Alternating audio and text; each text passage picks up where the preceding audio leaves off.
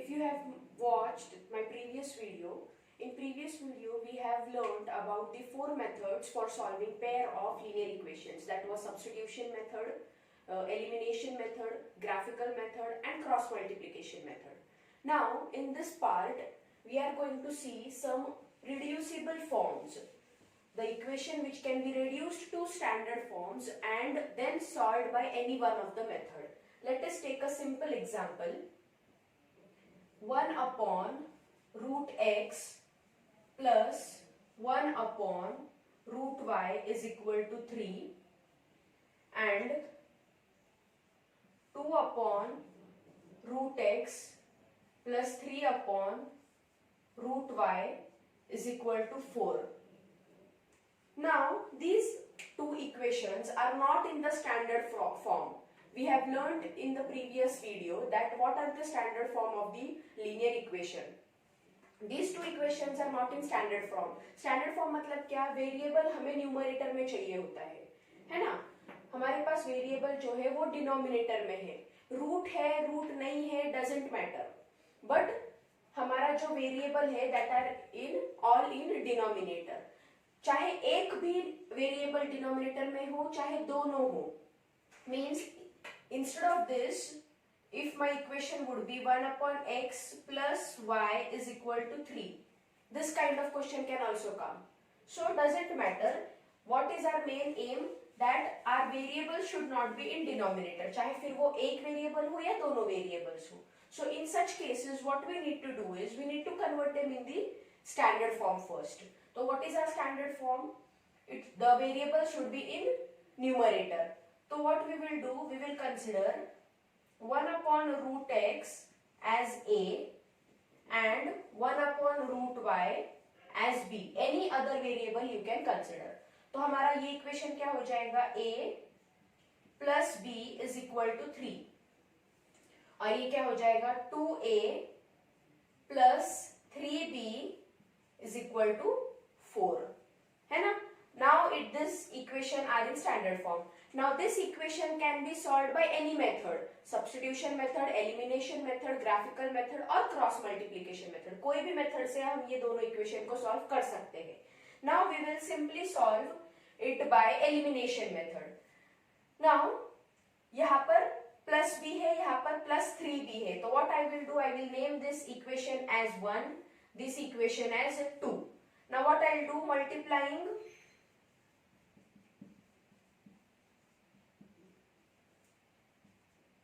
First equation by 3, तो क्या हो जाएगा? 3a plus 3b is equal to 3 and then I will subtract the second equation. 2a plus 3b is equal to 4. तो मैं ये equation को अभी सब्ट्रैक्ट करूंगी. मैंने पहले फर्स्ट इक्वेशन को 3 से मल्टीप्लाई किया. 3a plus 3b is equal to 9. 3a plus 3b is equal to 9. 2a plus 3b equal to 4. I'll subtract. तो subtract क्यों किया मैंने? Because they are in same signs.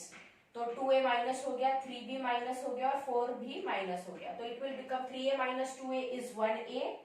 3b minus 3b 0 is equal to 9 minus 4 is 5. तो a की value आ गई है 5.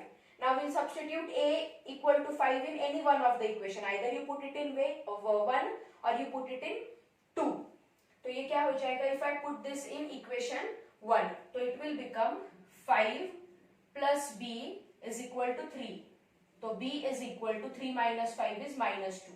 Now remember here, कुछ बच्चे गड़बड़ी में in a hurry to finish off the sum or the paper, they leave it here as it is. We can't leave it here as it is. Why? Because हमारा original equation जो है it is in form of x and y. It is not in form of a and b. तो we will re-substitute the values of a and b. a को हमने 1 upon root x late किया था और 1 upon root y को हमने b late किया था. तो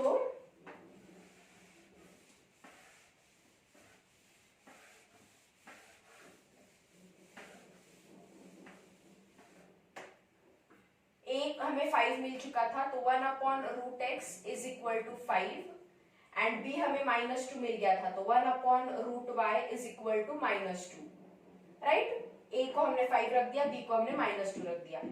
रेसिप्रोकल बोथ द साइड्स, तो root x is equal to 1/5 और root y is equal to 1/-2. Squaring both sides, तो x is equal to 1/25 and y is equal to 1/4. तो x और y की वैल्यूज हमें मिल गई. So in this form the linear equations are reducible to our standard forms. अगर वो standard forms में नहीं है तो उसको पहले स्टैंडर्ड फॉर्म में कन्वर्ट करना है and then we will solve by any one of the method. वहां पर आपको मैंडेटरी नहीं है कि you have to use compulsory substitution method और एनी अदर मेथड. क्वेश्चन में it is not mentioned for the reducible questions. अगर reducible questions नहीं है then sometimes they mention कि solve the following pair of equations by substitution method, by elimination method and so on. So this is the way you convert the linear equations in your standard form. Now even if 3/x plus y minus 1/x minus y is equal to 1/2, ये equation है और दूसरा equation है 4/x plus y minus plus 3/x minus y is equal to 4. This is also not in standard form. तो यहाँ पर भी आपको क्या करना है, let 1/x plus y be a, 1/x minus y be b. तो उसको let करना है because they are not in standard form. तो क्या हो जाएगा 3a minus 2b, sorry 1b, 1 ये पूरा b है ना, 3 न्यूमरेटर में है बट इनटू 1 है, तो 1/x plus y is a. So 3a minus 1b is equal to 1/2 और ये हो जाएगा 4a plus 3b is equal to 4. तो इसको फिर से स्टैंडर्ड फॉर्म में कन्वर्ट करो, 2 विल बी क्रॉस मल्टीप्लाइड, तो ये हो जाएगा 6a minus 2b is equal to 1 and 4a plus 3b is equal to 4. After solving these two equations, again you can use any method, substitution method or elimination method or any method which you prefer easy. तो कोई भी method से a और b की values आ जाएगी. मान लो हम इनकी वैल्यूज पहले निकाल देते हैं. I multiply this equation by 3 and this equation by 2, तो it becomes 18a minus 6b is equal to 3 and 8a plus 6b is equal to 5. Adding both the equation, 18 plus 8 becomes 26a. This is cancelled, is equal to 8. So a is equal to 8/26, that is 4/13. a की value आ गई 4/13. तो put it in any one of the equation. So we'll put in this equation, so it becomes 3 into 4/13 minus 2b is equal to 1. So 3 4s are 12/13 minus 2b is equal to 1. Minus 2b is equal to 1 minus 12/13. तो minus 2b is equal to 1/13. तो b is equal to minus 1/26. अब a और b के values आ गए हैं, तो resubstitute in our original forms. तो what is our original form, 1/x plus y is equal to 4/13. तो x plus y क्या हो जाएगा, x plus y is equal to 13/4 है ना, and 1/x minus y, 1/x minus y is equal to minus 1/26. So x minus y is equal to minus 26. Now see, you have got two new equations again. X plus y is 13/4, x minus y is minus 26. Now again you have to solve this by elimination or substitution method. तो ऐसे problems है, इसमें हमने 2 बार use किए हैं method. तो any kind of ऐसे कोई भी प्रॉब्लम आने तो you have to just remember one simple trick कि आपको उनको स्टैंडर्ड फॉर्म में कन्वर्ट करना है, दैट्स ऑल. एक बार स्टैंडर्ड फॉर्म में कन्वर्ट हो गए, then you can use any one of the method to solve them further. But remember one thing, जो हमारे ओरिजिनल वेरिएबल्स है, you have to find their values, not the values of the variable where you have let something. जिनको let किया है वहीं पर stop नहीं होना है आपको, because they are not in the question, they are assumed by you. So you have to convert them in the reducible form, in the standard form, and then solve them and find the values of the variable. Fine. This was about converting the equations into the standard form. Now, second part we have to see is consistency and inconsistency. Let us take one simple example. 4x plus 3y is equal to 1 and 8x plus 6y is equal to 12. Fine. First we will compare. A1 is 4, B1 is 3, C1 is 1. A2 is 8, B2 is 6 and C2 is 12. Fine. Now consistency and inconsistency. अभी consistency और inconsistency का मतलब क्या होता है? First of all, we will find the ratio A1 upon A2, B1 upon B2 and C1 upon C2. A1 upon A2, A 4 upon 8, that is 1 upon 2. B1 upon B2, 3 upon 6, that is 1 upon 2. And C1 upon C2 is 1 upon 12. As you can see here, A1 or A2 or A1 upon A2 or B1 upon B2 are equal 1 upon 2. है ना? मतलब there are three conditions in these cases. First condition, अगर A1 upon A2 is not equal to B1 upon B2, अगर इन दोनों का ratio same नहीं है even after reducing them, then these lines are intersecting lines. ये जो question है ये 1 मार्क क्वेश्चन आता है, 1 मार्क के लिए आता है इन दी बोर्ड एग्जाम्स. फाइन. कि find the consistency or inconsistency, whether they are intersecting or parallel or coincident or they are having any solution. तो हम सारी बातें यहाँ पर अभी डिस्कस करेंगे. इंटरसेक्ट हो रही है, अभी एक सिंपल सी बात है. इंटरसेक्ट हो रही है मतलब ये एक लाइन है, ये एक लाइन है. अगर वो इंटरसेक्ट हो रही है तो ऑब्वियसली वो एक ही पॉइंट पर इंटरसेक्ट होंगी. That means it has exactly one solution. बराबर. इंटरसेक्टिंग हो रहा है मतलब it is having exactly one solution and they are called as consistent lines. They are called as consistent lines. So in board exam paper, any one of the word can be used. तो आपको confuse नहीं होना है. Intersecting मतलब क्या, exactly one solution मतलब क्या और कंसिस्टेंट मतलब क्या. तो any one word can be used. Second condition is अगर A1 upon A2 is equal to B1 upon B2 is equal to C1 upon C2. अगर तीनों इक्वल आते हैं, अगर तीनों रेशियो इक्वल आते हैं तो दे आर कोइंसिडेंट. कोइंसिडेंट मतलब क्या, ये एक लाइन है और ये एक लाइन है तो ये जब एक दूसरे के ऊपर ओवरलैप करेंगी, है ना. ये एक लाइन है और उसी पे दूसरी लाइन बन गई है तो they are overlapping each other. एक दूसरे ऊपर कोइंसिडेंट है मतलब हर एक पॉइंट पे वो इंटरसेक्ट हो रहा है, हर एक पॉइंट पे इंटरसेक्ट हो रहा है, इसीलिए उनको कोइंसिडेंट बोला है ना. Each and every infinite point पे वो इंटरसेक्ट कर रहा है. इसका मतलब it will have infinite many solution. Infinite many solutions. और इसको भी हम बोलेंगे consistent.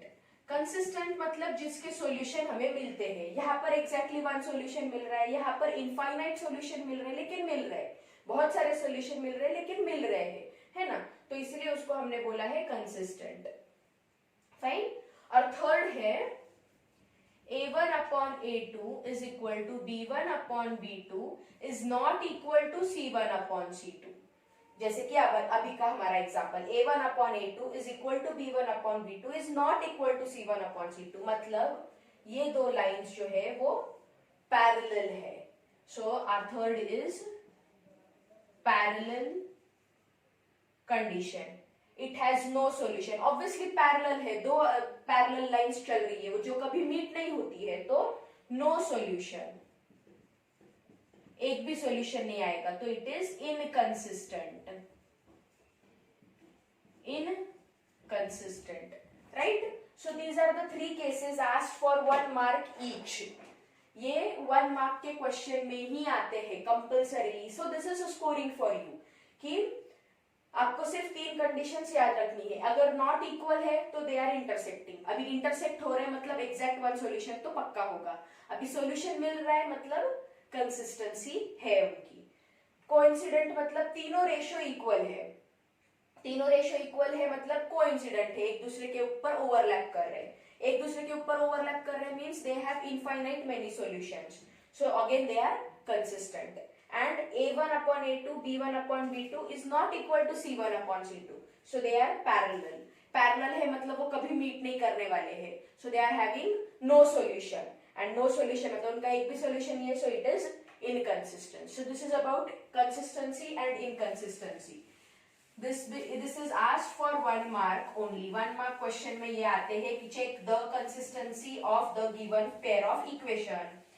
How many solution does the given pair of equation have? तो आपको देखना है exactly 1 है या infinite है या no solution है. So this kind of questions are asked for 1 mark question. Graphical method 4 mark के लिए आता है और बाकी सब्स्टिट्यूशन एलिमिनेशन मेथड्स जो आती है that comes for 3 marks. And the last topic of this chapter is word problems. Word problems they come for 4 marks 100%. 4 marks के लिए ही वर्ड प्रॉब्लम्स आते हैं. 3 मार्क्स के लिए भी आते हैं लेकिन 4 मार्क्स के लिए बड़े प्रॉब्लम्स आती है where you have to solve 2 times. जैसे कि हमने फर्स्ट क्वेश्चन देखा, सेकंड क्वेश्चन एग्जांपल देखा था, where you have to solve, you have to use method 2 times.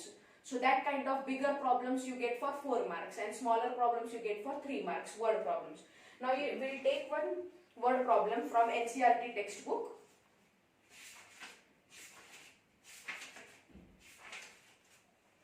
We'll take one word problem for NCERT textbook.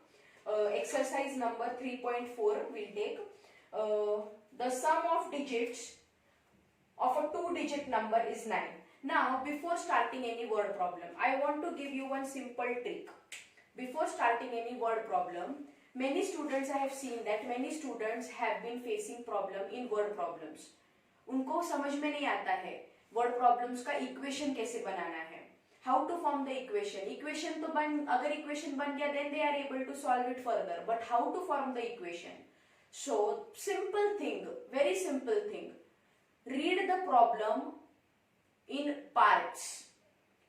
उस sentence को parts में divide करके उसको रीड करना है आपको. You have to read the problem, breaking them into parts.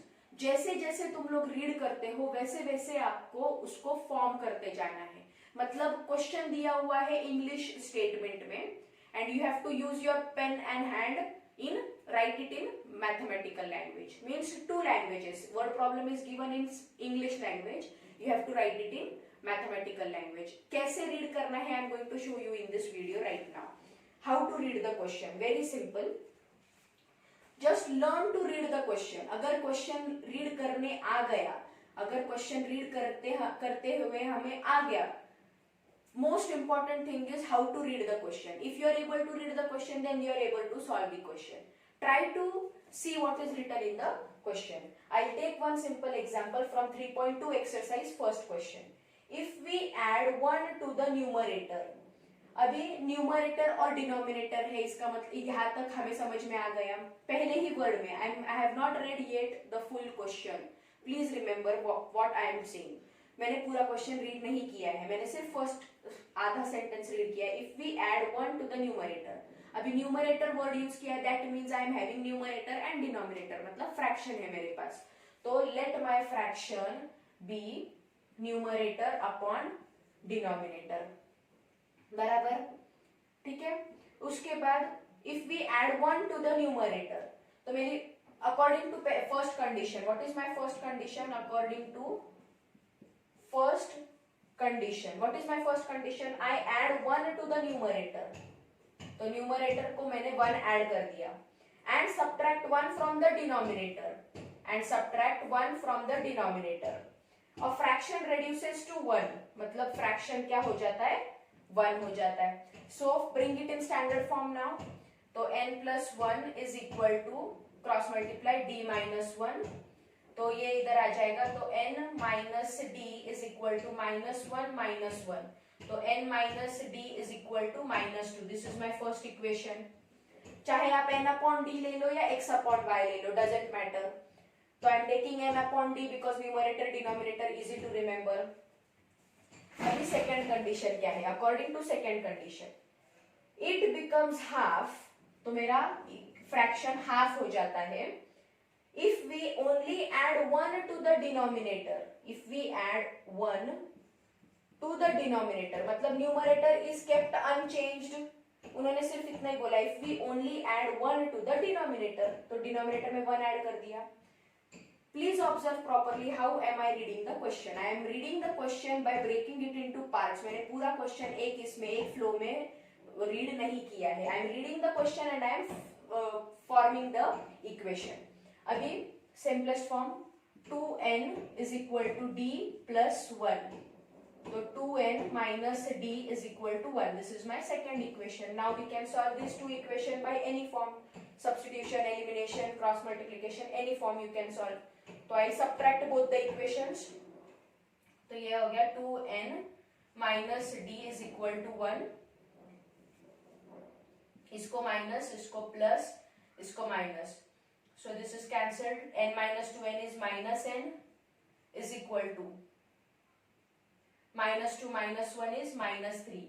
तो numerator मेरा आ गया है 3. Now so I'll substitute this in first or second equation. First में या second में put करना है. तो I'll put it in first only. तो it becomes 3 minus d is equal to minus 2. तो minus D is equal to minus 2 minus 3, तो d की वैल्यू आ जाती है 5. So my fraction becomes n is 3, d is 5, fraction becomes 3 upon 5. Clear? तो word problem में दिक्कत सिर्फ इक्वेशन फॉर्म करने की है ना? In word problem there is difficulty for only forming the equations. So just read the question break by break, break it in parts and read. पहले उन्होंने क्या बोला था कि numerator if 1 is added to the numerator, ये इसी word से मुझे समझ में आ गया कि there is fraction because numerator is present only in a fraction. तो फ्रैक्शन मेरा न्यूमरेटर अपॉन डिनोमिनेटर कंसीडर कर लिया. If 1 is added to the numerator, I have stopped myself there, तो मैंने न्यूमरेटर में 1 ऐड कर दिया.